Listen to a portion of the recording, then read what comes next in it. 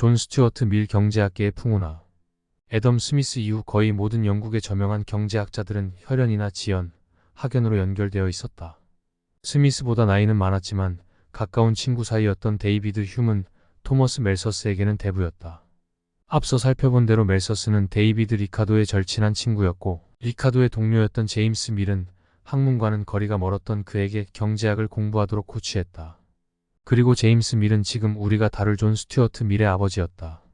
밀 이후에 이런 맥이 잠시 끊겼다가 엘프리드 마셜이 뒤를 잇는다.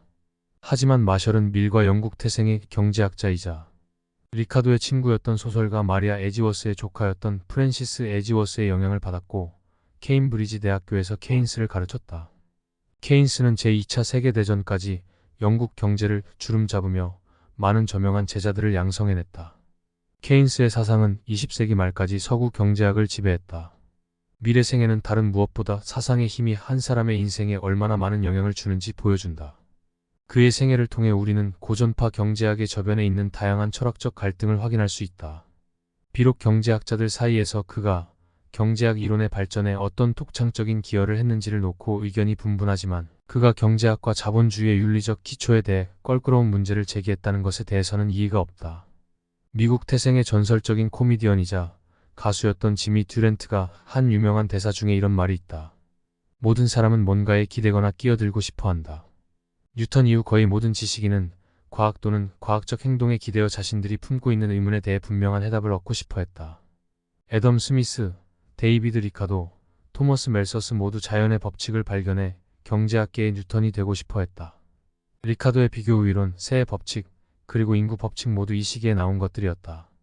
비슷한 시기에 영국의 공리주의 철학자 벤담은 도덕세계의 뉴턴, 즉 도덕과학자가 되고자 했다. 제임스 밀은 한동안 도덕과학자뿐 아니라 경제과학자들이 처방한 몸과 마음을 충만하게 하는 약을 꾸준히 복용했다. 누구보다 벤담이 다려주는 약의 쌉싸래하면서도 달콤한 맛에 입맛을 다셨던 그는 이들의 체질 검사는 하지도 않은 채 무작정 자신의 약을 나눠 먹였다. 어떤 부작용이 올지 예상하지도 않은 채 1806년에 런던에서 태어난 밀은 엄마 젖도 떼기 전에 교육의 쓴맛부터 봐야 했다. 아버지 제임스 밀은 3살밖에 되지 않은 아들에게 히라버부터 가르쳤다. 어쨌든 약발이 좋았는지 8살에 플라톤, 크세노폰, 디오게네스를 술술 읽어 내려갔다. 그리고 이어 라틴어를 배우기 시작했다. 밀의 어머니는 9 자녀에게 살갑게 대하지 않았다. 어머니의 품에서 때를 쓰고 어리광을 피워도 시원치 않았을 나이에 누구보다 그에게 차갑게 대했던 어머니는 무표정한 밀로의 비너스상처럼 보였을 것이다. 8에서 12살 사이의 밀은 아버지의 서재에 가득 꽂혀있던 다방면의 서적들을 뒤적이며 아리스토텔레스와 아리스토파네스를 섭렵하고 미적분과 기하학을 마스터했다. 한편 여가 시간에는 쉬지도 못하고 동생들에게 라틴어를 가르쳐야 했다. 이런 그의 취미는 무엇이었을까? 역사책 읽기였다. 그렇다면 친구는? 조기 교육의 희생자였던 그에게 친구가 있을 턱이 없다. 14살이 되자 제임스 밀은 아들을 데리고 산책을 나가 본격적으로 데이비드 리카도의 경제학을 가르치기 시작했다. 아버지는 경제학에 대해 일정 분량을 설명했고, 다음 날 나는 그것에 대한 내 생각이나 의견을 보고서로 작성해 제출해야 했다. 물론 아버지는 이렇게 써낸 보고서에 내 생각이나 의견이 명확하게 드러나지 않거나 논리가 분명하지 않으면 몇 번이고 반복해서 다시 써오도록 했다. 어찌 어린 자식에게 이렇게 가혹할 수가. 불쌍하다는 생각이 들지 않는가. 정적이 감도는 숲속을 거닐며 리카도의 복잡한 경제 이론들을 이야기하는 아버지의 뒤꿈치를 따라가며 그의 토시 하나 놓치지 않기 위해 애쓰는 가련한 소년을 생각해보라. 이런 엄격한 조기 교육의 성과가 의뢰 그렇듯이 밀 역시 지적 수준은 남달랐으나 감성은 어린애처럼 열일대로 여렸다. 그래서였을까? 그는 자신이 명석한 두뇌, 뛰어난 기억력, 열정적인 성격을 지니고 있다는 것을 인정하려 들지 않았다. 내가 타고난 재능은 그렇게 뛰어난 것이 못 된다. 내가 할 수 있는 것은 평범한 애들도 쉽게 할 수 있는 것이다. 그의 재능이 평범한 애들과 다르다는 것을 깨닫게 해준 건 역시 아버지였다. 한 번은 제임스 밀이 아들을 데리고 하이드파크로 산책을 나갔다. 그는 그곳에서 누더기 옷에 코를 흘리며 뛰어노는 평범한 아이들을 보여주며 아들이 그들과 얼마나 다른지 확인시켜 주었다. 하지만 제임스 밀은 아들에게 젠체하지 말라며 엄중하게 경고했다. 누구든 너처럼 될 수 있단다. 저들도 나 같은 아버지만 두었다면 넌 나 같은 아버지를 만난 것을 행운이라고 생각하거라. 이렇게 제임스 밀은 아들의 조기 교육을 통해 동년배들보다 4반세기에 앞서 나아갈 수 있도록 가르쳤고, 밀 자신이 어떻게 생각했는지 모르지만 분명히 그에게는 그런 아버지를 둔 것이 큰 수혜였을 것이다. 하지만 그는 조기 교육의 희생자이기도 했다. 머릿속에 방대한 지식을 채우기는 했지만 마음속은 채우지 못한 것이다. 그는 나에게는 어린 시절이 없었다라고 고백했는데 정말 가슴 아픈 이야기가 아닐 수 없다. 그는 또래 친구들 대신 선거에 낙선한 사람처럼 심각한 표정의 아버지 친구들과 어울렸는데, 그가 그들과 끝말잇기 놀이 등 아이들이 즐겨하는 놀이를 하며 시간을 보냈을 리는 없었을 것이다.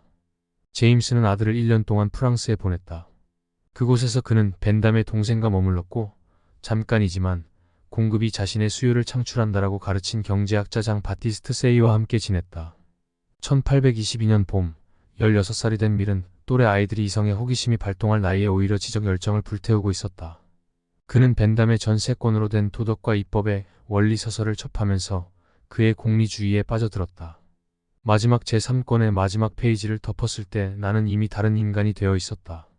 벤담이 이해하고 현실에 적용한 공리 또는 효용의 원리는 내가 가지고 있던 단편적인 지식과 신념을 한데 이어주는 중요한 연결고리 역할을 해주었다. 그것은 내가 사물에 대해 갖고 있던 개념의 통일성을 부여했다.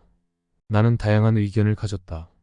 신조, 주의 철학, 그리고 가장 고차원적인 의미를 갖고 있는 종교뿐 아니라 인생의 주요 목적이 될 수 있는 것에 대한 깨우침과 전개. 그리고 나는 이런 주의를 통해 현재 인류의 상황에서 비롯된 변화들에 대한 대개념을 목전에 두고 있다.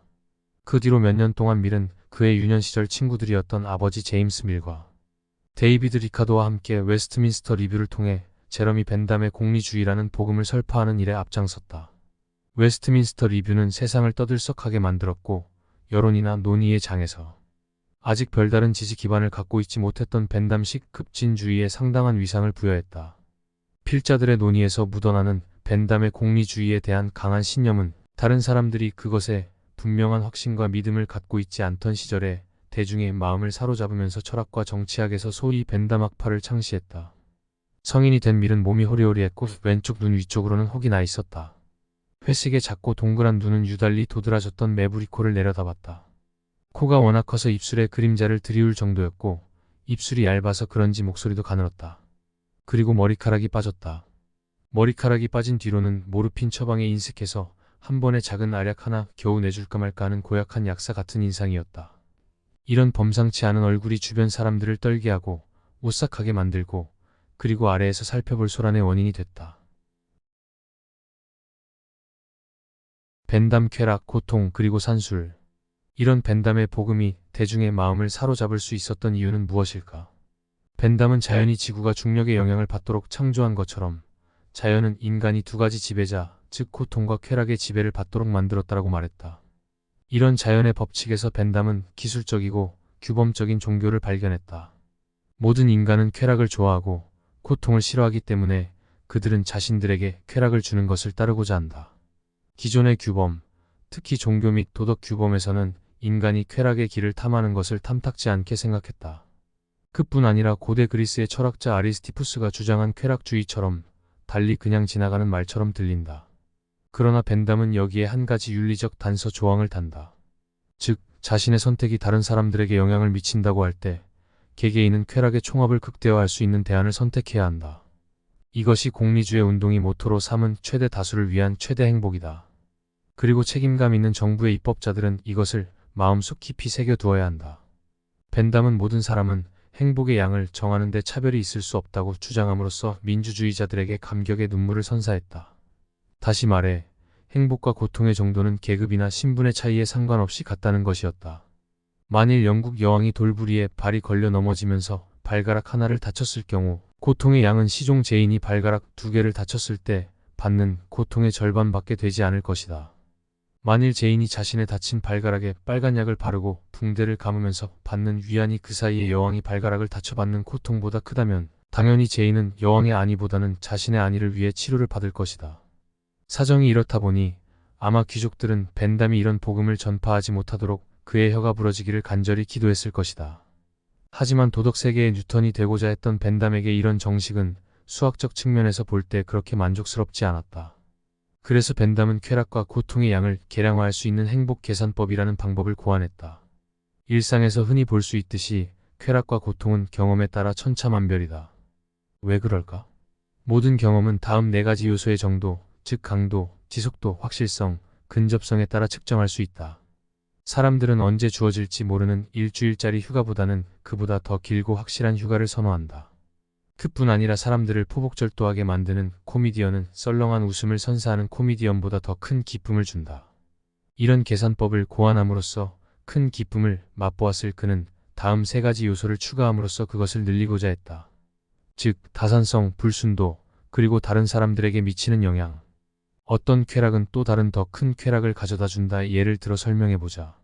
만일 마크가 여름 축제에 참가해 새로운 친구를 사귈 기회가 커진다면 이 축제는 행복 계산법의 다섯 번째 요소인 다산성을 보여준다. 여하튼 마크는 여자친구를 사귈 수 있다는 기대감으로 축제에 참가했고 뜻했던 대로 별 어려움 없이 여자친구를 사귈 수 있었다. 그런데 뒤늦게 알아보니 그녀가 유부녀 아닌가? 그것도 유명한 축구 선수이. 이런 경우 축제는 여섯 번째 요소인 불순도를 보여준다. 즉, 불순도란 기대했던 것과 다른 결과를 가져올 가능성을 의미한다. 마지막으로 자신의 부인에게 치근대고 있는 것으로 착각한 그녀의 남편이 마크에게 다가와 다짜고짜 멱살을 잡고 주먹으로 흠씬 두들겨 패준다고 할 때 주변에서 그것을 지켜보고 있는 솔로들이 느낄 고소함도 고려해야 한다. 이상의 요소들 외에 벤담은 행복 계산법의 활용 방법에 대해 상세한 설명을 덧붙였다. 인내심을 가지고 꼼꼼히 읽어보면 벤담이 전혀 엉뚱한 말을 하고 있는 것이 아니라는 것을 알 수 있다. 어떤 한 사람을 기준에 두고 아래 사항들을 순서대로 고려해보자. 1. 이 사람이 받을 첫 번째 쾌락의 가치에 대해. 2. 이 사람이 받을 첫 번째 고통의 가치에 대해. 3. 이 사람이 받을 첫 번째 쾌락에 이은 두 번째 쾌락의 가치에 대해. 이것이 첫 번째 쾌락의 다산성과 첫 번째 고통의 불순도를 구성한다. 4.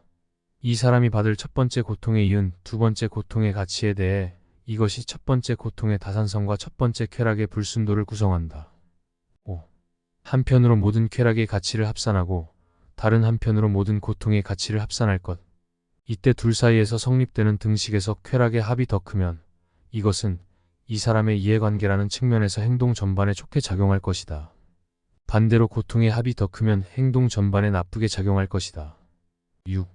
이제 이런 상황의 이해관계를 가지고 있는 모든 사람을 고려해보자.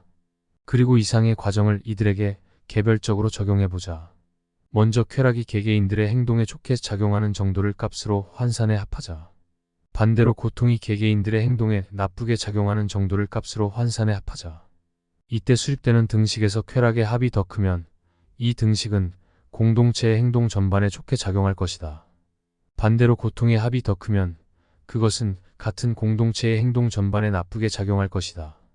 벤담은 세 번째 단계인 장기적인 쾌락, 즉 첫 번째 쾌락에 이어지는 쾌락을 아주 진지하게 받아들였던 것 같다. 그는 사후 자신의 시신을 런던 대학교에 기증했는데 소름 돋는 것은 대학 당국의 주요 회의가 있을 때마다 그의 시신이 회의장에 모셔졌다는 사실이다. 그의 시신은 박제되어 지금까지도 런던 대학교에 안치되어 있다. 하지만 불행하게도 모험심이나 항상 뭔가 짓궂은 일을 벌이기를 좋아하는 학생들이 그의 머리를 훔쳐간 사건이 있었다. 물론 그의 머리는 여전히 찾지 못했다. 이것은 다산성과 불순도를 측정하는 것이 얼마나 어려운가를 역설적으로 보여주는 것이 아닌가 생각된다.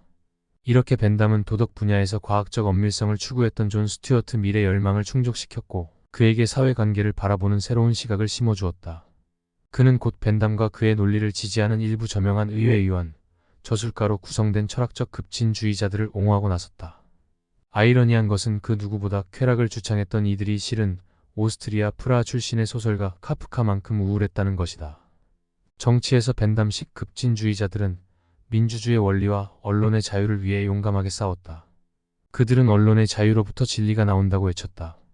정기 간행물에 세금을 부과하던 인지조례의 철폐를 주장했고 집회를 규제하는 각종 조치에 대해서도 반대했다. 밀은 산하 제한 문건을 나누어 주다가 잠시 체포되었고 훗날 여성 참정권에 기치를 올리기도 했다. 데이비드 리카도의 논의의 기초에 그들은 공물법의 철폐도 주장했다. 벤담은 야만적인 영국의 감옥 제도를 공공연히 비난했는데 그는 형벌은 범죄 예방을 위한 수단으로 사용되어야지. 마치 그것이 정의인 양 범죄를 단죄하기 위한 수단으로 사용되어서는 안 된다고 주장했다. 벤담은 범죄자도 알고 보면 자신의 범행이 수지맞는 일이라고 생각하는 사람일 뿐이라는 의견을 내놓았다. 결국 벤담이 이야기하고자 하는 것은 범죄자의 인권이나 법 정의가 아니라 바로 비용이다. 비록 벤담이 정부의 좌우명은 잠자코 있자 비콰이언라고 말한 적이 있었지만 급진주의자들은 이익이 비용을 초과하면, 즉 정부의 개입으로 얻는 것이 잃는 것보다 많으면 언제고 자유방임주의를 팽개칠 마음의 준비가 되어 있었다. 벤담은 이렇게 말했다. 나는 정부의 손에 대해 감정적 또는 무정부적 공포를 느끼지 않는다. 물론 느낀 적도 없었고 앞으로도 그럴 일은 없을 것이다. 천부적 자유의 침해에 대해 왈가왈부하는 사람들이 많은데 나는 그것이 애덤 스미스에서 이미 끝난 이야기라고 생각한다. 철학적 급진주의자들이 신봉했던 신은 보이지 않는 손이 아니라 공리였다. 하지만 그들은 신은 보이지 않는 손을 통해 신통력을 발휘했다. 말이 나온 김에 한마디 더 하고 넘어가자. 그들이 믿었던 신은 확실히 교회, 유대교 회당, 이슬람 사원 등과는 아무런 관련이 없었다. 제임스 밀은 타락한 현실 세계와 자신이 믿는 선량한 신을 화해시킬 수 없었다. 밀은 아버지가 입버릇처럼 말했던 무신론을 생생하게 기억했다. 나는 푸친을 통해 모든 시대나 국가를 막론하고 각각의 시대와 국가를 대표하는 사악한 신이 있는데, 세상이 발전할수록 인간은 세상의 사악한 면만을 부각해 결국에는 인간 자신이 상상할 수 있는 가장 완벽한 악의 개념에 도달하고 그것을 신이라 부르고 그 앞에 엎드려 숭배한다고 말씀하시는 것을 수도 없이 들었다. 1820년대에서 1830년대의 철학적 급진주의자들은 많은 정치적, 철학적 논쟁에서 다른 학파에 비해 상당한 우위를 점했다. 이것은 누구도 예상치 못했던 결과였는데 그 선봉에 섰던 밀도 마찬가지였다. 1823년 그는 생계를 위해 아버지와 함께 동인도 회사에 들어갔다. 그런데 토머스 멜서스도 그랬고 뒤에 케인스도 그랬지만 동인도 회사에서 일하면서 그는 한 번도 인도에 가보지 못했다. 그리고 힌디어나 산스크리트어를 배우지도 않았다. 그는 크게 한눈 팔지 않고 열심히 일했다. 매일 아침 10시에 아침 식사로 삶은 달걀 하나를 먹고 일과가 끝날 때까지 아무것도 먹지 않았다. 그리고 같은 해에 그는 공리주의 협회 유틸러테리언 서사이어티를 조직하고 다른 젊은 벤담주의자들과 정기적으로 만나면서 오랫동안 함께 공리주의에 대해 학습하고 다양한 사회 문제들에 대해 의견을 나눴다.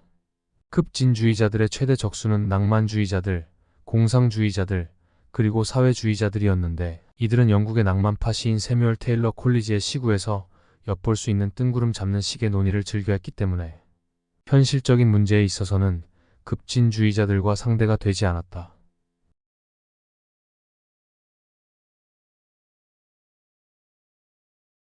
존 스튜어트 밀 경제학계의 풍우나 이 낭만주의자로의 변신. 삐걱대는 사유기계.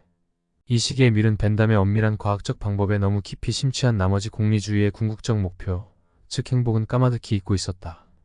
벤담주의자들에게 붙어 다니는 단순한 사유기계 리저닝 머신라는 꼬리표가 비록 대다수 벤담주의자들에게는 부당하지만 내게는 전혀 엉뚱한 것은 아니다. 그는 20살의 나이에 이미 중년의 위기를 겪고 있었다. 이 사유하는 기계는 한창 나이에 삐걱대기 시작했다. 처음에는 나사가 풀리는 정도였으나 잦은 고장을 일으키더니 급기야 스프링, 벨트, 베어링 등이 튕겨나왔다. 오랫동안 그는 진정한 인생의 목표로 사회개혁가가 되는 꿈을 품고 있었다. 하지만 1826년 겨울 어느 날 그는 무기력, 즉 여느 때에는 기쁨으로 와 닿았을 것도 무미건조하고 대수롭지 않게 느껴지는 정신적 공황 상태를 경험했다. 그는 자신에게 운명적인 질문을 던져보았지만 돌아오는 대답은 참담함 그 자체였다.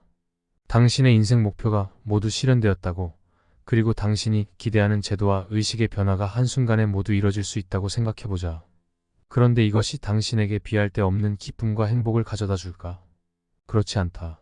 라고 억제할 수 없는 내 자의식이 저 깊은 곳에서 분명하게 소리쳤다. 순간 내 마음이 우르르 무너져 내렸고 지금까지 내 인생을 지탱했던 모든 기반이 순식간에 주저앉았다. 내 모든 행복은 목표 그 자체가 아니라 그런 목표가 내 앞에 있다는 것 자체였다. 나는 지금까지 이 목표를 달성하기 위해 앞만 보고 달려왔고 그 과정을 즐겼다. 그런데 그 목표가 사라진 것이다. 매력을 상실한 것이다. 그런 내게 어떤 낙이 남아있겠는가? 내겐 삶을 살아갈 이유가 아무것도 남아있지 않다. 밀은 이렇게 6달을 절망감에 빠져 지냈고 급기야는 자살 충동까지 느끼기도 했다. 앞서 살펴보았듯이 그는 아버지의 조기 교육에 힘입어 지적 수준은 남들보다 뛰어났으나 감성은 치기 어린 수준을 벗어나지 못했다. 그는 아름다운 꽃을 보아도 그것이 아름답다고 생각하지 못했다. 낭만주의자들이 세상을 장밋빛으로 물들이고 있을 때 그는 세상을 온통 회색빛으로 탈색시키려고 했었다.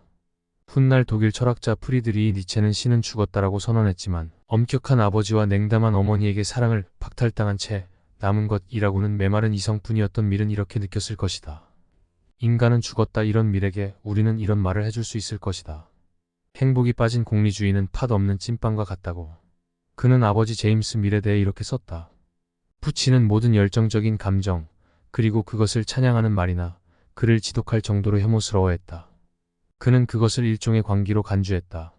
이성이 한창 주가를 올리던 시기에 밀은 열정을 갈망했다. 그러나 당대의 합리주의 철학자들은 이런 밀을 나무라지 않았다. 그보다 한 세기에 앞서 호분 이성은 항상 열정의 노예라고 주장했다. 그뿐 아니라 벤담조차도 이성을 열정을 대체하는 수단이 아니라 그것을 비교하는 수단으로 사용했다. 그런데 그들의 제자들, 즉 실력은 따르지 않으면서 시기심만 앞서 있던 후대의 합리주의자들은 그를 얼간히 바보로 취급했다. 정신분석학자들에게 밀은 흥미로운 분석 대상일 것이다. 아마 밀은 엄격한 아버지가 어서 죽었으면 하는 바람에서 나오는 죄책감에 시달렸을지도 모른다. 그러나 밀이 처한 상황은 그리스 신화에 나오는 오이디푸스보다 더 처참했다. 적어도 오이디푸스에게는 사랑스러운 어머니라도 있었지 않았던가. 300페이지에 달하는 자서전에서 밀은 어머니에 대해서는 한마디도 언급하지 않는다. 초고를 읽어보면 그 이유를 어느 정도 알 수 있다. 가련한 밀.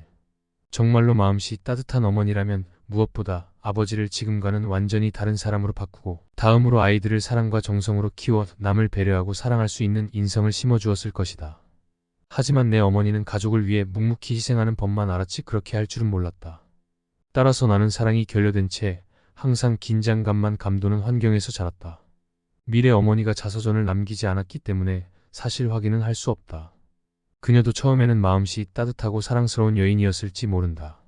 엄한 제임스 밀과의 결혼 이후 어쩌면 그녀는 남편으로 인해 아들보다 먼저 정신적이고 심적인 파탄을 경험했을 수도 있지 않았을까.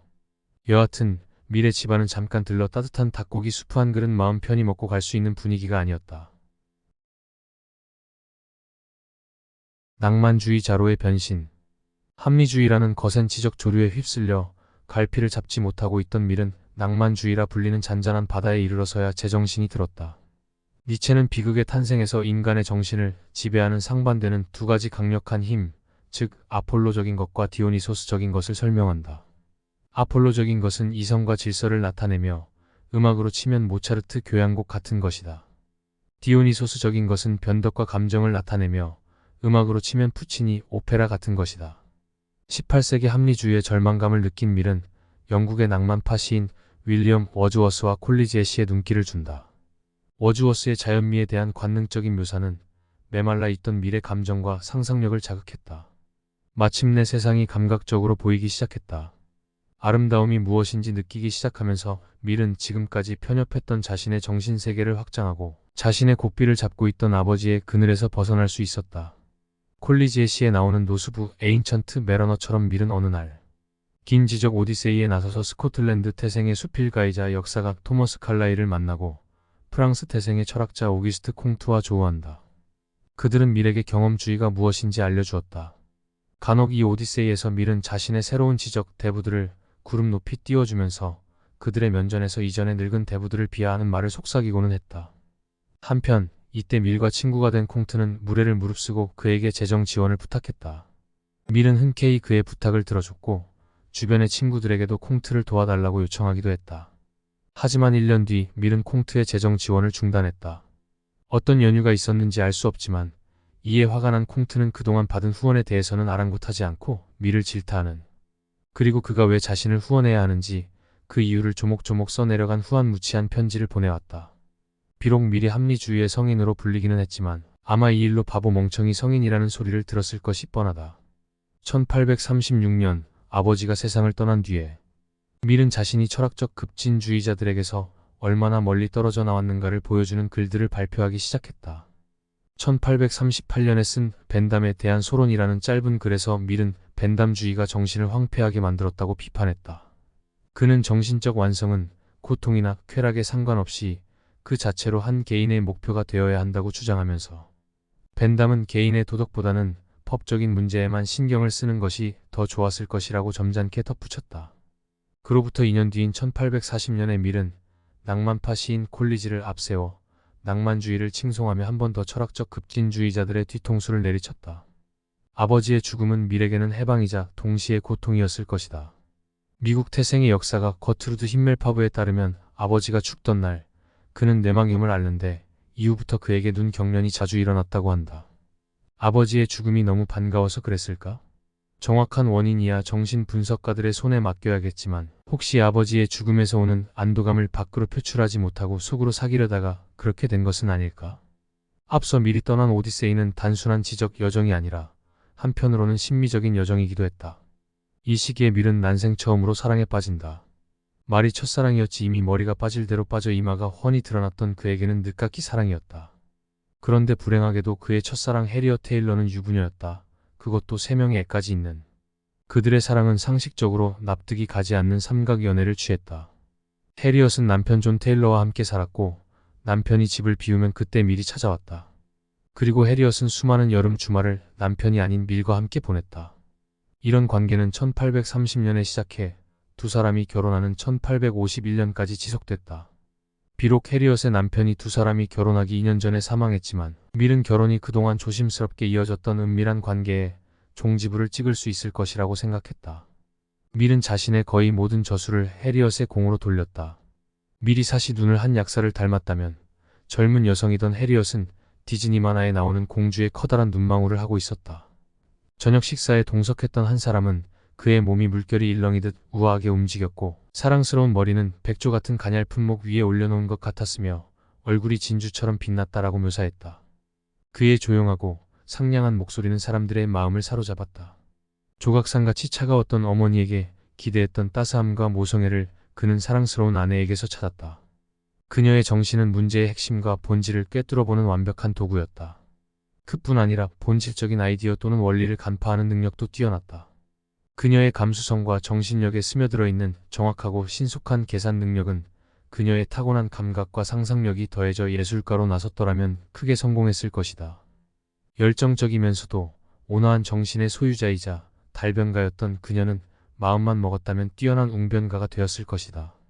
더구나 인간의 본성에 대한 심오한 이해와 삶에 대한 폭넓은 통찰력을 갖고 있던 그녀는 시대를 잘못 만나서 그렇지. 시대만 잘 타고 나섰다면 위대한 정치 지도자가 되었을 것이다. 그런데 내가 그녀의 이런 지적 재능보다 더 높이 사는 것은 정말 고귀하고 균형 잡힌 그녀의 도덕적 성품이다. 나는 지금까지 살아오면서 그렇게 마음씨 따뜻하고 남을 배려할 줄 아는 사람은 만나보지 못했다. 밀의 주변 친구들은 그가 미쳤다고 생각했다. 역사가들 사이에서는 아직도 밀의 업적에 대한 해리엇의 기여를 두고 의견이 분분하다. 사실 우리에게 잘 알려지지 않았지만 해리엇은 철학자이자 당시의 여성의 권리 향상을 위해 애쓴 시대를 앞서간 페미니스트였다. 그러나 한 가지 분명한 것이 있다. 밀 스스로가 그런 아름다운 여인이 자신을 선택해준 것만으로도 특권이자 영광으로 생각했다는 것이다. 어쨌든 해리엇은 그런 그에게 지적으로나 감성적으로 정말 많은 영향을 미쳤다. 그렇다면 결혼 후 밀은 어떻게 살았을까? 해리엇의 손을 꼭 잡고 로맨스를 꿈꾸며 그리스의 신들에게 바치는 송시나 쓰며 여생을 보냈을까? 그렇지 않다. 긴 지적 심미적 오디세이를 마친 우리 로맨틱한 영웅은 이전보다 더 늠름해진 모습으로 처음 출항을 나섰던 항구로 돌아온다. 즉 벤담주의로 다시 돌아온 것이다. 그러나 그는 새로운 출발을 다짐이라도 하듯 벤담주의를 손보기 시작했다. 낡은 거미줄을 걷어내고 페인트칠을 다시 했다. 이후 그의 저술들과 정치적 행보는 이런 개량된 공리주의를 나타낸다.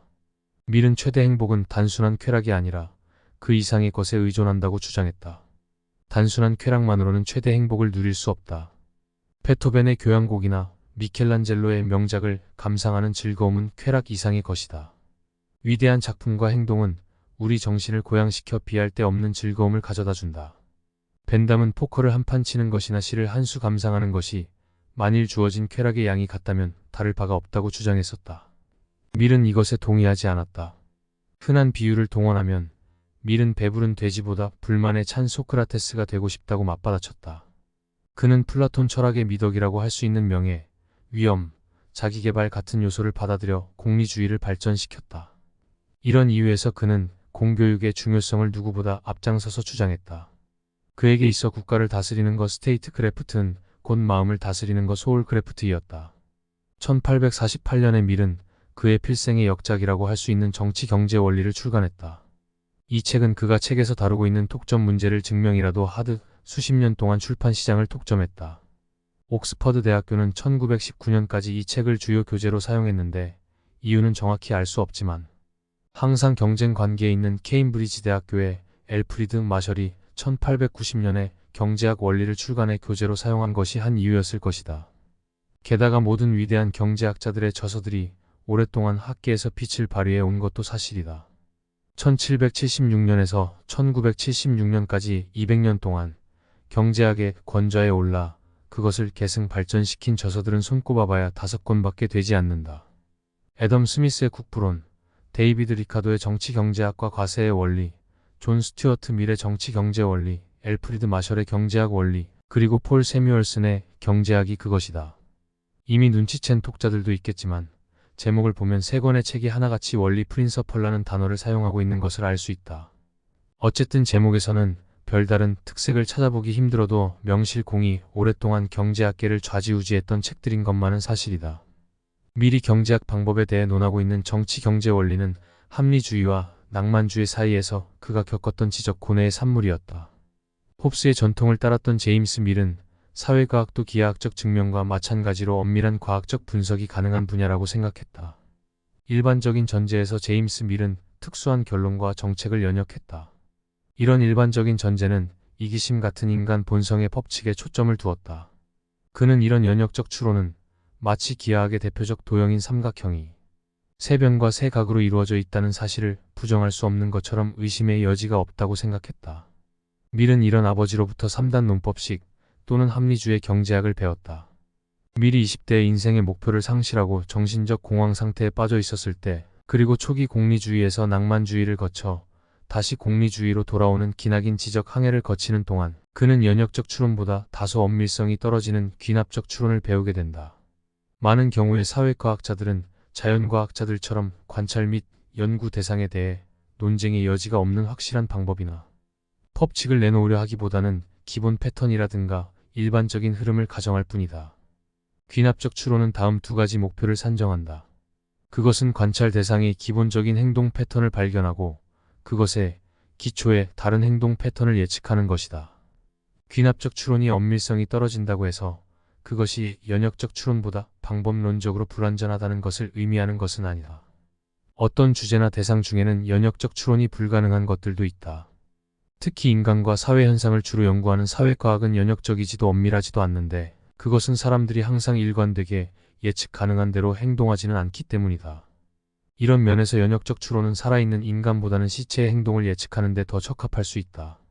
밀은 이미 죽은 아버지를 향해 항변이라도 하듯 현명한 학자는 보편적인 것으로 간주되는 일반 행동 원리에서 특수한 경우 또는 사례에나 적용할 수 있는 행동 방식을 유추하지 않는다. 이런 식의 추론은 항상 준거로 삼아야 하는 과학적 추론의 근본 원리들을 간과하는 것이다라고 말했다. 귀납적 추론을 하나의 순수한 과학적 도구로 받아들였다고 해서 밀이 연역적 추론을 버린 것은 아니었다. 밀은 솔로몬의 지혜를 발휘해 2가지 추론의 역할을 나눴다. 즉, 2 추론 모두 나름의 결점이 있기 때문에 서로 보완적으로 사용할 수 있다고 생각한 것이다. 만일 어떤 경제학자가 이미 결함이 있는 선험적 원리에서 어떤 결과를 유추했다면 경험론자들은 이런 연역적 추리에 반대되는 경험적 사례를 제시함으로써 논리적 오류를 지적할 수 있다. 예를 들어 멜서스의 인구 법칙은 대표적인 연역적 추론이다. 우리는 슈퍼마켓 선반에 가득 진열되어 있는 상품을 근거로 그의 인구 법칙이 틀렸음을 증명할 수 있다. 다른 한편으로 연역적 이론가들은 논리적 일관성을 통해 경험주의자들의 분석적 오류를 밝혀낼 수 있다. 예를 들어 한 멍청한 경험주의자가 황새 때의 이동은 뉴욕의 출산율과 매우 밀접한 관련이 있기 때문에 그렇다고 치자. 인구를 통제할 수 있는 가장 좋은 정책은 황새를 총으로 쏴서 잡는 거라고 주장했다고 하자. 이에 대해 합리주의자 연역적 이론가는 논리적 추론을 통해 이런 관찰과 제한이 터무니없다는 것을 보여줄 수 있다. 물론 엄격한 경험주의자라면 황새 때와 뉴욕의 출산율이 아무런 관련이 없다는 것을 쉽게 알아낼 수 있을 것이다. 어떻게? 직접 황새를 총으로 쏴서 잡은 뒤에 태어난 신생아 수를 계산해보면 바로 밝혀질 테니까. 그렇다고 해서 미리 항상 이 두 가지 추론을 하나의 추론 과정에서 혼용한 것은 아니다. 사실 그가 정치 경제 원리에서 생산과 분배 과정을 분석하면서 사용한 방법은 너무 복잡해 정신분열증을 일으킬 정도다. 그의 주장을 간단히 요약해보자. 생산을 지배하는 것은 불변적인, 즉 보편적인 법칙이다. 그런 법칙에는 예외 또는 임의적인 것이 끼어들 여지가 없다. 따라서 생산에 대해서는 연역적 추론을 적용한다. 그러나 국부의 분배는 이와 다르다. 그것은 전적으로 관례의 문제다. 그래서 분배에 있어서 인간은 개인적으로든 집단적으로든 어떤 법칙을 따르기보다는 기존의 사회적 관례나 개인적 선호를 따른다. 다시 말해, 분배에 있어서는 보편적인 법칙을 적용할 수 없기 때문에 귀납적인 추론을 적용한다.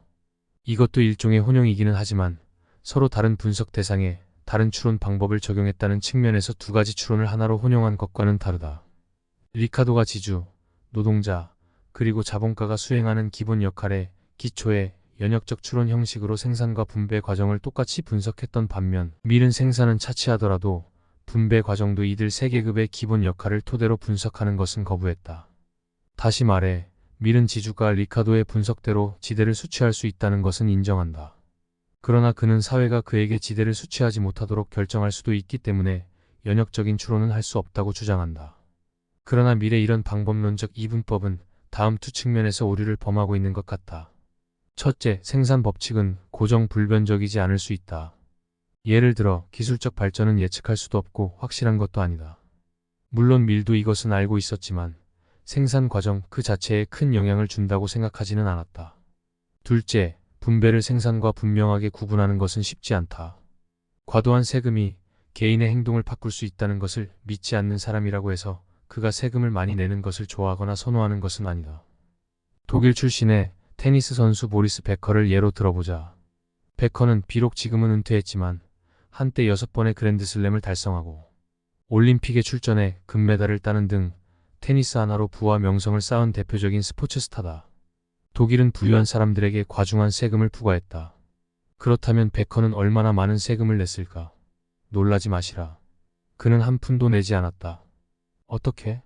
모나코로 국적을 옮겼기 때문이었다. 그는 분배 기준 때문에 생산을 바꿨던 것이다. 그리고 그는 뒤에 법적 분쟁에 휘말렸다. 2013년 프랑스 출신의 배우로 레지옹 도네르 훈장을 받은 제라르 드파르디에가 예고된 75%의 소득세율을 내지 않으려고 프랑스에 있던 저택을 서둘러 매각한 뒤 벨기에에 새로 저택을 매입했고 심지어는 푸틴으로부터 러시아 여권도 받았다. 물론 세금이 모든 것을 설명해 주지는 않는다. 그렇게 하려는 사람도 없겠지만 사람들은 여러 이유에서 국적을 바꾸기 때문이다. 러시아의 저명한 발레 무용수 미하일 바리시니코프가 베커처럼 세금 때문에 소련을 떠났다고 보는 바보는 없을 것이다. 2006년 아일랜드 출신의 록스타 보노와 그가 이끌었던 밴드 U2의 멤버들은 아일랜드의 높은 세금 때문에 사무소를 수도 더블린에서 네덜란드로 소리소문 없이 옮겼다. 그 후 보노는 더블린에서 열린 한 콘서트에서 제3세계 빈민 구제를 위해 더 많은 세금을 지출하지 않는 아일랜드 정부와 수상을 비난했는데 보노의 몇몇 팬들은 이 더블린 콘서트 이후로 실망했을 것이다. U2의 음악이 독창적일지는 모르겠지만 그들의 세금 전략은 분명히 그렇지 않다. 영국의 록그룹 롤링스톤스와 리드, 보컬 믹 제거는 수십 년 동안 네덜란드와 카리브해의 섬들에서 조세를 회피해왔다. 그러나 이런 입장은 뒤로 갈수록 특히 정치 경제 원리 개정판에서 다소 완화돼 생산과 분배 사이의 엄격한 방법론적 구분은 사라진다. 정치 경제 원리에 나와 있는 주요 모델들을 모두 요약 정리하려면 원서의 분량보다 더 두꺼운 책을 한 권 더 써도 모자랄 것이다. 이것은 미리 기존에 알려진 경제학 원리에 대해 포괄적인 평가를 시도했기 때문이다. 물론 밀은 단순한 평가에 그치지 않고 그것을 좀 더 발전시키고 정교화하기 위해 많은 공을 들였다. 특히 그는 기업 관리, 비율이 아닌 수식의 기초한 수요와 공급, 세이의 법칙, 그리고 리카도의 비교 이론에서 주요 역할을 담당하는 수요에 대해 설득력 있는 주장을 전개했다. 노벨 경제학상 수상자인 조지 스티글러가 지적했듯이 밀이 경제학에서 이룩한 성과는 특별하다. 특히 개별 원리나 이론에 대한 설명이 뛰어나다. 하지만 문제점이 있는데 그것들이 서로 일관되게 연결되지 않는다는 것이다. 밀은 경제학의 새로운 토대를 구축하기보다는 군데군데 낡고 철 지난 원리나 이론을 조금씩 손봤을 뿐이었다. 이런 면에 있어서는 케인스의 스승이었던 엘프리드 마셜도 마찬가지였다. 그는 미래 정치 경제 원리를 군데군데 손만 봐서 자신의 경제학 원리를 출간했다. 따라서 여기에서는 다소 독창성이 떨어지는 그의 경제학 이론들보다는 조세 정책 등 그만의 독특한 사회 정책에 초점을 맞춰 구체적으로 다뤄보고자 한다. 카를 마르크스를 예외로 하면 밀은 최후의 정치 경제학자라고 할 수 있을 것이다. 그는 정치 경제 원리로 경제학 분야에 이름을 남기기도 했지만 자유론과 공리주의로 정치학 분야에서도 훌륭한 업적을 남겼다. 다시 말해 그를 최후의 정치 경제학자라고 하는 것은 당시만 하더라도 경제학 자체가 철학이나 정치학과 분명하게 구분되지 않았던 시절로 그가 경제학뿐 아니라 정치학과 철학에 두루 정통했다는 것을 의미한다. 사실 앞서 말한 마르크스를 제외하면 밀 이후로 경제학과 정치학을 비롯한 제반 학문에 정통한 사람은 등장하지 않았다.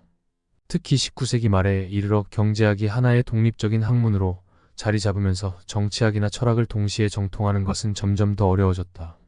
물론 어려운 것을 떠나 정통한 사람 자체가 없었지만 그런데 이것은 시간이 지날수록 더 심해져서 20세기 중반에 이르면 경제학 자체만 놓고도 한두 분야에 정통하는 것이 쉽지 않게 된다.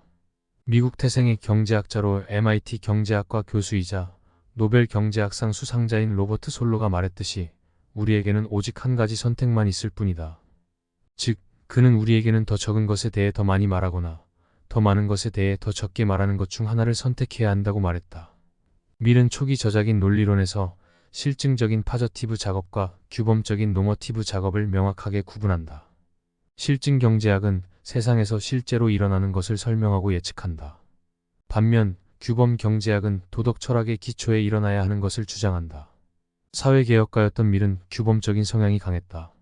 전 5권으로 된 정치 경제 원리에서 밀은 제1권에서 3권까지는 실증적인 분석을 주로 하고 나머지 제4권에서 5권까지는 규범적인 분석을 주로 하고 있다. 특히 제4권과 5권에서 밀은 부의 균등한 분배, 여성의 권리 향상, 그리고 교육 등을 통해 인간의 조건을 개선할 수 있는 방향을 모색하는 일에 많은 지면을 할애하고 있다.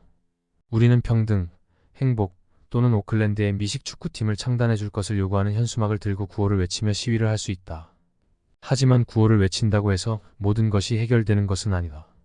이것은 시베리아를 파라다이스로 개명한다고 해서 날씨가 좋아지지 않는 것과 마찬가지다. 밀이 대단한 것은 실증적인 것과 규범적인 것을 적절하게 조화시킨 것, 즉 규범적인 목표를 실증적인 분석과 적절하게 연결했다는 데 있다.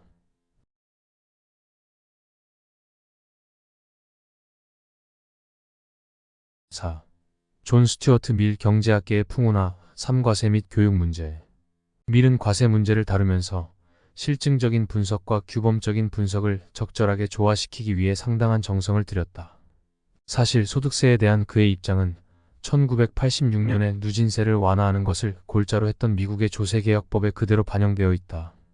애덤 스미스와 마찬가지로 밀은 비례세를 주장했다. 비례소득세는 소득 수준에 상관없이 모든 소득 생활자에게 같은 비율의 소득세를 부과하는 것을 의미한다. 반대로 누진소득세는 소득이 오를수록 점점 더 높은 비율의 소득세를 부과하는 것을 의미한다. 밀의 과세 분석은 앞서 우리가 살펴보았던 믹 제거의 예와 맥락이 다 있다. 무엇보다 밀은 누진세가 노동 의욕을 저하시킬 수 있다는데 우려를 표시했다. 소득이 많은 사람에게 낮은 사람보다 더 높은 세율을 적용하는 것은 산업과 경제에 세금을 부과하는 것이자 다른 사람보다 더 열심히 일해 더 많이 저축하는 사람들에게 벌금을 부과하는 것과 같다.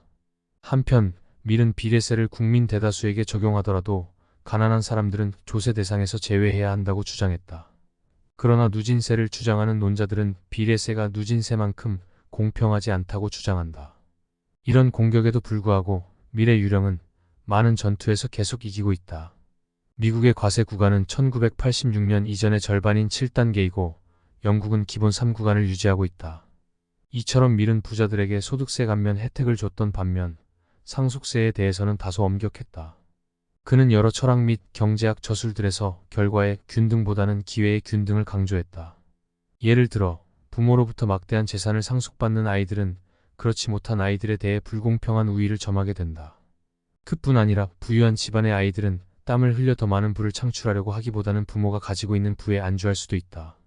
그렇다면 왜 밀은 소득세에 대해서는 신중하고 느슨했던 반면 상속세에 대해서는 엄격했을까? 밀은 누진세와 달리 상속세의 높은 세금을 물린다고 해서 그것이 노동 의욕을 떨어뜨린다고는 생각하지 않았다. 그는 상속 재산은 상속받는 자가 직접 노동을 통해 벌어들인 재산이 아니기 때문에 공공선을 위해 제한을 받아야 한다라고 썼다. 그렇다고 해서 그의 분석에 반박의 여지가 없는 것은 아니다. 사실 상속세도 여러 방식을 통해 탈세가 가능하다. 예를 들어 부모는 자신들이 죽기 전에 자식들에게 재산을 증여할 수 있다. 따라서 증여세가 도입되기도 했다. 더구나 과중한 상속세는 노년층의 노동 의욕을 저하시켜 가지고 있는 재산을 저축하거나 생산적인 일에 투자하는 대신 사치스러운 일에 낭비하도록 만들 수도 있다. 다시 말해 상속세 역시 허점이 있다. 1980년대에 스웨덴의 상속세가 70%에 달해 세금을 내려면 많은 배우자와 자녀가 살던 주택, 주말 별장, 소규모 사업체를 매각해야 했다. 이케아의 창업자인 잉그바르 캄프라드도 DIY 가구를 챙겨 스위스로 도피했다. 결국 사회민주당, 녹색당, 좌파당의 연립정부가 2005년 1월 1일 자정을 기점으로 상속세를 완전히 폐지했다. 이때 재미있는 일이 벌어졌다. 어쩐 일인지 2005년 1월 1일 사망한 스웨덴인들이 2004년 12월 31일보다 10%나는 것이다. 이때 사망한 노인들이 그의 마지막 날 자정에 축배를 들자고 결심했거나 마음 애틋한 상속자들이 세금을 내지 않으려고 생명유지장치를 몇 초 더 꽂아두었다고 볼 수 있다. 미국 보수주의자들의 지지를 받았던 아들 부시 대통령은 미리 주장한 상속세에 대해 중과세를 죽음의 세금으로 여겼다. 2001년 취임 직후 가진 의회 연설에서 부시 대통령은 2009년까지 상속세를 순차적으로 낮추고 2010년에 전면 폐지하겠다는 대선 당시의 공약을 재차 다짐했다. 물론 부시의 안은 연방의회를 통과했고 따라서 2010년에 완전히 폐지된다. 그런데 이 법안은 2011년에 부활하도록 되어 있다.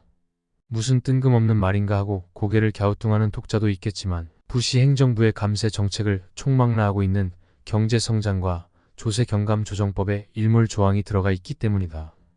일몰 조항이란 일몰 시간이 지나면 해가 지듯이 일정 기간이 지나면 자동적으로 법률이나 각종 규제의 효력이 정지 또는 없어지도록 하는 것으로 부시 행정부의 상속세 폐지 법안 역시 이런 일몰 조항의 적용을 받기 때문에 2010년 12월 31일 일몰 시간부터 효력을 상실하도록 되어 있다. 그리고 미국의 상속세는 2011년에 2000년 수준으로 부활하도록 되어 있다. 만약 스웨덴의 사례를 아버지를 계속 숨쉬게 하기라고 한다면 미국의 경우는 달리는 기차에서 엄마를 내던지는 법이라고 부를 수 있을 것이다. 그런데 마침 부시, 오바마, 트럼프 대통령 시절 의회가 상속세 공제 한도를 매년 물가 상승을 반영해 기준 금액을 정하도록 하는 법안을 통과시켜 기차에서 떨어지는 엄마를 구했다. 현재 상속세 공제 한도는 1160만 달러다. 미국의 경제학자이자 노벨 경제학상 수상자로 진보적인 정책에 목소리를 높여 온 조지프 스티글리츠는 높은 재산세가 불편한 역설, 즉 불평등을 줄이기보다는 악화시킬 수 있다고 경고한다. 그는 세금을 많이 내는 부유한 가족은 소득 대비 저축을 적게 할 것이고 이것이 자본 수익을 높인다는 이상한 주장을 한다. 부유한 가족이 더 많은 자본을 보유하는 경향이 있어서 갈수록 한층 더 부유해질 수 있다. 기회의 균등을 저해할 수 있는 부유한 사람들의 재산에 대한 미래의심의 눈초리는 상속세 하나로 끝나지 않았다. 누구보다 벤담의 공리주의와 낭만주의의 피가 동시에 흘렀던 그였음에도 불구하고 밀은 부자들의 사치와 방탕을 참지 못하는 빅토리아 시대에 고지식한 면도 가지고 있었다. 밀은 신분을 과시하기 위한 호화스러운 파티와 사치품에 중과세를 할 것을 주장했다. 미국 태생의 사회학자이자 경제학자인 베블런에 한참 앞서 밀은 호의나 존경에서 세상의 평판에 이르기까지 돈이 들어가는 항목은 가장 정당한 과세 대상이라고까지 선언했다. 이런 면에서 어찌 보면 밀은 부자들이 호주머니가 넉넉한 것에서 얻는 위안과 쾌락을 자신은 그들에게 세금을 부과하는 것에서 얻고자 했던 것은 아닌가 하는 의혹마저 들게 한다. 비록 밀 자신도 결코 가난한 집안 출신은 아니었지만 그가 부자들의 사치나 과시에 비판적이었고 나아가 가난한 사람들에 대해 많은 관심을 기울였다는 측면에서 그의 이런 입장을 나무랄 수는 없다. 여하튼 밀은 사회적 상황이 여론 형성에 상당한 영향을 미친다는 것을 잘 알고 있었다. 밀은 가난한 사람들이 사회적 구제를 받으면서 동시에 그들의 노동 의욕을 고취할 방안을 놓고 오랫동안 고심했다. 왜냐하면 가난한 사람들에 대한 구제 기금이 그들의 노동 의욕을 저하할 수도 있기 때문이었다. 즉 사회로부터 구제 기금을 받으며 생활할 수 있는데 가난한 사람들이 굳이 땀 흘리며 일하려고 할까? 물론 뾰족한 해답은 없었다. 비록 미리 영국 빈민구제법 개혁심의회에 이런 우려를 인정하기는 했지만 장애인들에 대한 구제 기금까지 철폐하는 것은 반대했다. 그럼 밀의 대안은 무엇이었는지 살펴보자. 밀은 가난한 사람들을 신체 건강한 자와 장애인, 노약자, 아동으로 크게 구분했다. 그리고 신체 건강한 자들에 대해서는 구제 기금을 받는 대가로 노동 일종의 공공근로를 할 것을 제안했다. 그러나 오랫동안 밀의 이런 제안에 귀를 기울인 나라는 없었다. 그러다가 1988년에 미국 연방정부와 여러 주 정부에서 사회복지 제도의 일환으로 정부의 생활보조금 대상자에게 공공근로에 참여하거나 직업교육을 받도록 하는 근로연계복지 프로그램을 채택했다. 이 법안의 발의자였던 민주당 상원의원 데니얼 패트릭 모이니아는 사회복지를 단순한 수혜에서 벗어나 실질적인 고용으로 이어질 수 있도록 하는 방안을 찾기 위해 다년간 연구조사를 진행했다. 1988년에 이 법안이 처음 채택됐을 때 많은 허점이 드러나면서 전국적인 논란을 불러일으켰다. 레이건 행정부 시절에 이미 생활보조금을 받으면서 캐딜락 같은 고급 승용차를 몰고 다니는 유령 수급자들에 대한 비판이 제기된 상태였기 때문에 미국인 유권자들의 눈에는 이런 식의 근로복지 프로그램에 반대하고 나오는 공화 당원들이 전혀 낯설지 않았다. 이보다 앞서 1985년에 출간돼 일대 논란을 불러일으켰던 설자리를 잃어가는 미국의 사회 정책은 생활보조금이 이미 파탄을 맞은 흑인 가정을 돕기보다는 2번 울리는 일이라고 주장함으로써 갈채와 지탄을 동시에 받았다. 그런데 여기에서 흥미로운 일은 1992년에 민주당 대선 주자로 나선 아칸소 주지사 빌 클린턴이 대통령에 당선되면 미국의 현행 사회복지 제도를 대폭 개혁하겠다는 공약을 내놓았는데 1994년에 치러진 상하원 선거에서 다수당이 된 공화당이 클린턴 정부의 급진적인 사회복지제도 개혁을 막기 위해 기존의 반기를 들었던 근로복지 프로그램을 지지하고 나왔다는 사실이다.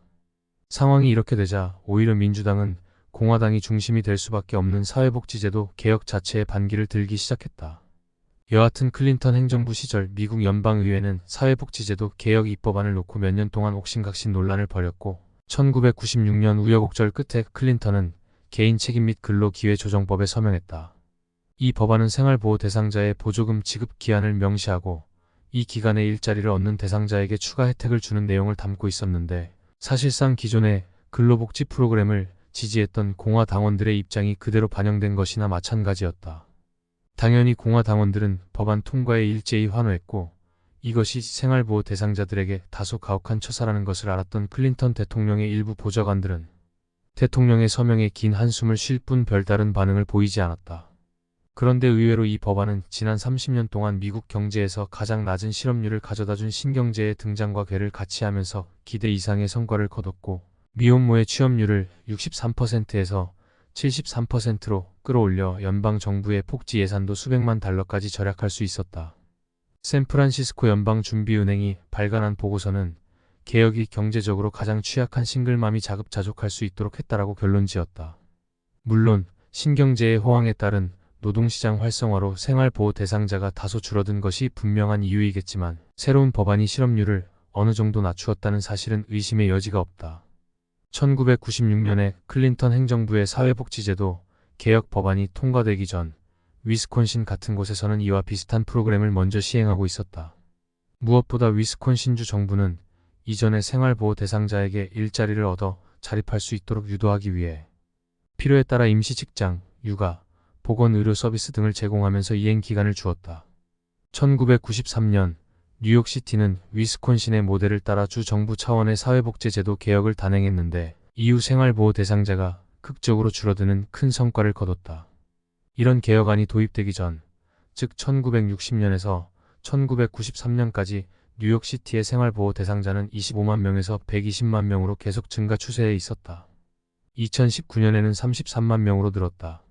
애리조나, 플로리다, 그리고 다른 11곳의 주들은 새로운 사회복지 프로그램을 시행하고 있었는데 이것은 기존의 생활보호 대상자인 부모가 아이를 더 낳더라도 보조금을 추가로 지급하지 않는다는 것을 주요 골자로 하고 있었다. 이런 아동수당 제한 패멀리 캡은 한국과 싱가포르에서도 시행 중이다. 러트거스 대학교와 프린스턴 대학교가 공동으로 진행한 한 연구에 따르면 이런 엄격한 시책으로 인해 생활보호를 받는 가난한 여성들의 산하 제한을 유도할 수 있었고 그에 따라 이들의 출산율이 떨어져 주 정부의 복지 예산을 줄여나갈 수 있었다. 사회복지 제도를 개혁하는 것은 경제적으로뿐 아니라 문화적으로 하나의 혁명이다. 매사추세츠는 새로운 복지 프로그램 도입과 함께 부서명을 기존의 사회복지부 디파트먼트 어브 퍼블릭 웰페어에서 생활보조관리 디파트먼트 어브 트랜시셔널 어시스턴스로 바꾸기까지 했다. 플로리다는 자체의 사회복지 프로그램을 노동과 경제적 자급자족 확립 프로그램이라 부르고 있다. 이런 식의 사회복지 프로그램, 특히 생활보호 대상자에게 가혹한 조건을 제시하는 근로복지 프로그램에 비판적인 논자들은 영국 태생의 저널리스트이자 소설가였던 조지 오웰의 소설 1984에 나타난 암울한 세계를 떠올리며 좀 더 파격적인 사회복지 제도 개혁을 주장한다. 반면 지지자들은 이런 사회복지 프로그램이 생활보호 대상자에게 새로운 삶을 위한 기회를 제공함으로써 그들이 자신감을 가지고 살아갈 수 있도록 돕는다고 주장한다. 그러나 미래 구제수당은 이보다도 훨씬 더 엄격했다. 그는 구제수당을 받는 빈민, 특히 신체가 건강한 빈민의 노동 의욕을 고취하기 위해 그들이 구제수당을 받는 대가로 수행하는 노동, 즉 공공근로가 일반 노동자의 노동보다 더 고역스러워야 한다고 생각했다. 비록 그가 오늘날 시행되는 재교육 프로그램을 생각해내지는 못했지만 밀은 여기에서 다시 한번 놀라운 통찰력을 보여준다. 그는 구제수당이 너무 쉽게 분배될 경우 구제수당을 받는 가난한 가정의 자식들이 신성한 노동윤리를 대수롭지 않게 여길 수 있다고 우려했다. 그뿐 아니라 구제수당이 너무 많으면 빈민들의 출생률만 높일 뿐 생활조건 향상에는 크게 기여하지 못할 것이라고 내다봤다. 이런 입장에서 밀은 구제수당이나 임금을 높이자는 사회주의적이고 낭만주의적인 정책들은 반대했다. 이제 밀에게 남은 일은 자신의 규범적인 정책들을 현실적이고 합리적인 모델로 제시하는 것이다. 밀은 아버지의 조기 교육에 쓰라린 기억을 되새겼다. 비록 그가 조기 교육의 희생자이기는 했지만 지금의 자신을 있게 한 것은 알고 보면 그런 엄격한 교육의 힘이었다. 이런 경험의 기초에 그는 빈민들에 대한 공교육을 지지했다. 당연히 밀에게 있어서 교육은 단지 읽고 쓰는 능력을 키우거나 기본셈을 위해 필요한 산수를 가르치고 배우는 것이 아니었다. 그는 자본주의의 가치관을 그들에게 가르치고 설득하는 것도 교육적 측면에서 나쁜 것이 아니라고 생각했다. 자본주의 사회의 의무 중 하나는 상업사회에서 성공할 수 있는 방법을 모든 시민에게 가르치는 것이다. 뒤에 독일 태생의 사회학자 베버는 이것을 프로테스탄트 윤리라 불렀는데 이런 윤리는 태어날 때부터 타고나는 것이 아니라 만들어진다. 다시 말해 후천적으로 반복 학습되어야 몸에 익힐 수 있다. 혹시라도 노동 윤리가 선천적이라고 한다면 이보다 더 가혹한 말도 없다. 가난한 사람들의 마음에서 언젠가는 구빈원에서 벗어날 수 있다고 하는 희망을 빼앗는 것이나 마찬가지이기 때문이다. 밀은 이렇게 말한다. 노동자 계급의 지적 향상, 교육 개선, 독립심 향상은 이에 상응하는 분별 있는 행동 방식, 즉 윤리적 행동 양식이 수반되지 않고는 불가능한 듯하다. 따라서 밀은 도덕 교육과 경제적 동기를 결합할 것을 주장했다. 이를 위해 그는 정부가 가난한 사람들에게 오늘날 주택 개량 대부금 제도 등을 통해 경제적 지원을 아끼지 말 것을 요구했다. 자유방임 정책과 정부의 개입 정책에 대한 밀의 입장을 살펴보는 일은 몇 권의 책을 써도 모자란다. 그래도 간략히 요약하면 밀은 한쪽에 치우치기보다는 두 입장 사이에서 최대한 중립을 지키고자 노력했다. 극단적인 자유방임주의의 입장을 거부했던 그는 자유방임의 기본 전제만을 받아들였다. 반면 정부의 개입에 대해서는 더 큰 행복을 위해 어쩔 수 없이 필요한 경우에 한해서만 인정했다. 밀은 더 큰 선이 필요로 하지도 않는데 자유방임을 포기하는 행위는 명백한 악이다라고 주장했다. 물론 과세, 화폐 발행, 국방, 법질서 확립 등 국가가 개입해서 해야 할 일들이 분명히 있다. 하지만 소비자 보호, 교육, 그리고 사업 규제 등은 국가가 반드시 개입해야 하는 분야가 아니다. 따라서 이런 선택적 기능들은 각각의 경우에 따라 개입을 결정해야 한다. 예를 들어 밀은 국가복지보다는 사적인 자선사업을 선호했지만 이런 자선사업이 부분적인 성공밖에 거두지 못하리라는 사실을 알고 있었다. 가난한 사람들은 먹고 살기 위해 누가 한 푼이라도 더 준다면 좋아하겠지만 부자들이 직접 나서서 그렇게 할 가능성은 거의 없다. 이것은 부분적으로 무임승차 효과 때문인데 무임승차란 자신은 비용을 부담하지 않고 다른 사람이 해놓은 일에 편승해 같은 혜택을 누리는 것이다. 따라서 밀은 국가가 가난한 사람들을 부양하기 위해 과세의 힘을 사용해야 한다고 주장했다. 밀의 이런 주장은 매우 현대적인 것으로 보인다. 그는 오늘날 정부의 주요 기능들과 정책들을 앞서 예견했다. 그럼에도 불구하고 그는 모든 정책적 제안은 기본적으로 검증 과정을 거쳐 확정되어야 한다는 것을 분명히 했다. 왜냐하면 일부 성미 급한 개혁가들은 지식인들과 여론의 지지를 얻는 것보다 정부를 장악하는 것이 더 쉽고 더 빠른 길이라는 생각하고 나아가 정부의 기본 역할과 범위를 넘어 계속해서 그것을 확대하고자 하는 유혹을 받는다라고 생각했기 때문이었다. 그는 프랑스 정치 사상가 토크빌의 미국의 민주주의를 읽고 중앙 집권적인 정치 형태보다는 분권적이고 자유로운 정치 형태의 장점을 배웠다. 여러 측면에서 밀의 입장은 당시 영국 정부의 입장이기도 했다. 영국은 산업혁명의 성공에 힘입어 자국 상품의 해외 수출을 위해 자유시장 경제로 나아가고 있었고, 그에 따른 경제적 착취와 불평등을 막기 위해 다양한 사회적 안전장치들을 속속들이 마련해가고 있었다. 영국의 정치가로 4번이나 수상을 역임한 윌리엄 글래드스턴은 1846년에 결국 곡물법을 폐지했고 소득세 인하를 단행했다. 그리고 자유무역의 기치가 유럽 전역에서 울려 퍼지고 있을 때 영국 의회는 1802년에 공장법을 제정하고 1819년과 1846년 두 차례 개정을 거쳐 9세 이하 아동의 취업을 금지하고 노동시간을 규제함으로써 경제적 착취를 막고 인권을 보호하기 위한 기념비적인 조치를 단행했다. 밀은 영국 정부의 이런 정책 방향에 대해 신중한 검토를 거쳐, 즉 기본적인 검증 과정을 거쳐 지지했다.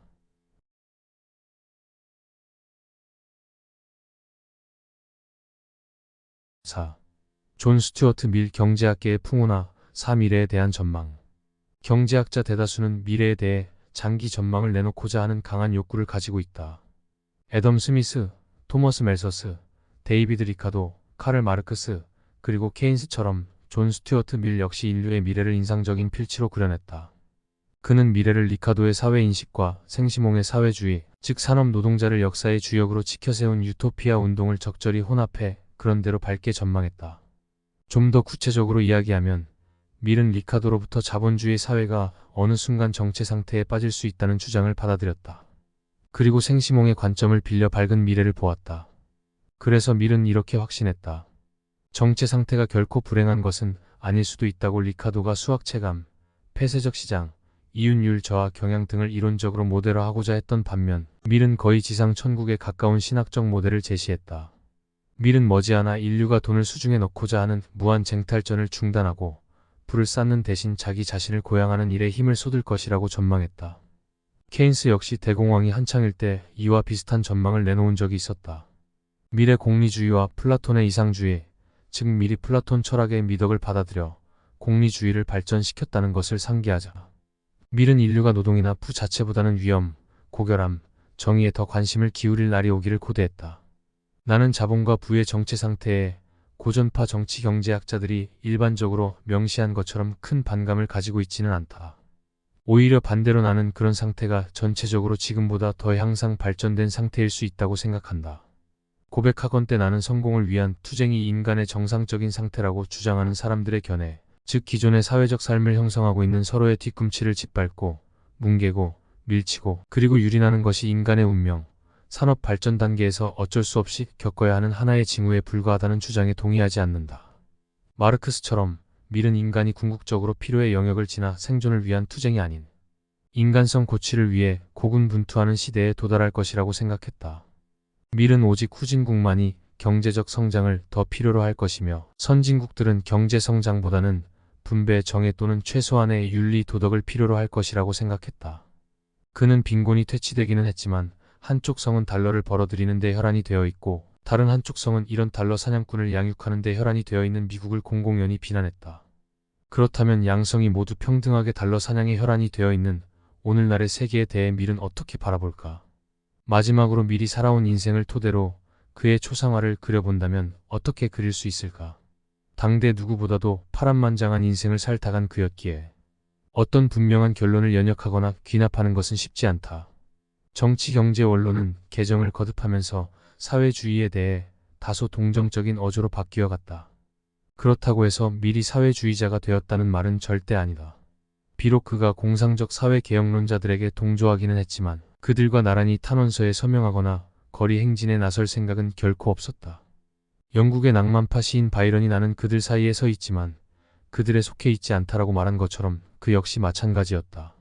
밀은 경쟁에 대한 자신의 신념을 포기하지 않았고 미국의 민주주의에서 토크빌이 보여준 중앙 집권적 권력에 대한 두려움을 결코 잊지 않았다. 나는 사회주의 교리 가운데 경쟁 폐지라고 하는 가장 두드러지고 강렬한 주장에 절대 동의하지 않는다. 사회주의자들은 경쟁이 없는 곳에 독점만 있을 뿐이라는 사실을 망각하고 있다. 우리 가운데 낙원을 꿈꿔보지 않은 사람이 누가 있을까? 부자들은 열대의 한 작은 섬에서 낙원을 찾으려 할 것이다. 종교인들은 현세가 아닌 내세가 낙원이라 생각할 것이다. 낙천주의자들에게는 오늘이 아닌 내일이 낙원일 것이다. 존 스튜어트 밀은 오늘을 위해 싸우면 언젠가 모든 사람이 함께 행복하게 살아갈 날이 올 것이라고 기대했다. 밀은 정치 경제 원론에서 그리고 1860년대에 하원 의원으로 활동하면서 자신의 기본 생각을 관철시키기 위해 싸웠다. 시종일관 인권의 중요성을 외쳤던 밀은 여성과 빈민들의 참정권을 옹호했고 미국 내전 당시 북군을 지지했다. 영국의 정치가 아서 벨푸어에 따르면 밀은 영국 학계에서 중세 시절 아리스토텔레스가 누렸던 것에 필적하는 권위를 누렸다. 그의 자서전에서도 엿볼 수 있듯이 그는 구태의연한 정치가와는 분명히 다른 면모를 보였다. 하원 의원의 이프보아라는 권유를 처음 받았을 때 그는 자신의 정치적 견해를 진심으로 지지해줄 사람이 거의 없을 것이라고 확신했다. 따라서 그는 비록 등에 떠밀려 하원 의원으로 이프보아기는 했지만 선거운동을 하거나 선거를 목적으로 돈을 쓰는 것은 거부했다. 대신 그는 한 가지 중요한 공약을 내세웠다. 즉, 의원으로 당선되면 편협하고 지엽적인 정책과 이해관계에는 일말의 시간도 허비하지 않겠다고. 당시 한 유명한 작가는 밀의 이런 공약을 전해 듣고 이렇게 말했다고 한다. 아무리 전지전능하신 하느님이라도 이런 공약으로는 절대 당선되지 못할 것이다. 그렇게 선거운동이 막바지로 접어들고 있었을 때 밀은 노동자들의 한 대중 집회에 우연히 참석했다. 그날 그곳에는 밀과 반대 진영에 있는 쪽에서 그가 한때 영국의 노동자 계급은 거짓말쟁이라고 했던 말을 인용한 플래카드를 치켜들고 선거 유세를 하고 있었다. 하지만 인용은 이것이 끝이 아니었다. 뒤이어 하지만 그들은 외국의 노동자 계급보다는 낫다. 왜냐하면 적어도 죄의식은 느끼기 때문이다라는 말이 적혀 있었다. 아마 거의 모든 정치가가 이런 상황에 직면했다면 얼굴을 감추고 도망가기에 급급했을 것이다. 하지만 그는 절대 동요하지 않았다. 그는 그날 있었던 일을 이렇게 기억했다. 나는 내가 정말 그런 말을 했는지 질문을 받았다. 나는 그렇다라고 서슴없이 대답했다. 순간 그의 지지자들은 가슴이 철렁 내려앉았다. 하지만 노동자들의 반응은 의외였다. 이 두 마디 말이 입에서 튀어나오기가 무섭게 기다렸다는 듯이 사방에서 우렁찬 함성과 함께 팍수갈채가 울려 퍼졌다. 사랑하는 해리엇이 사망했을 때 밀은 카라라 대리석으로 기념비 제작을 의뢰했다. 미켈란젤로의 다비드상과 버킹엄 궁전 입구에 세워져 있었던 마블 아치와 같은 채석장에서 채취한 것이었다. 그가 사망한 뒤 밀은 의붓딸 헬렌 테일러에게 학술적인 조언과 일상적인 업무 처리를 의지했다. 1873년 봄, 프랑스 자택 인근에서 식물 실험을 하던 밀은 치명적인 피부 감염병인 단독에 걸려 사망했다. 그의 죽음에 경제학 잡지들과 철학 잡지들, 그리고 포퓰러 사이언스가 특별판을 발행해 조의를 표했다.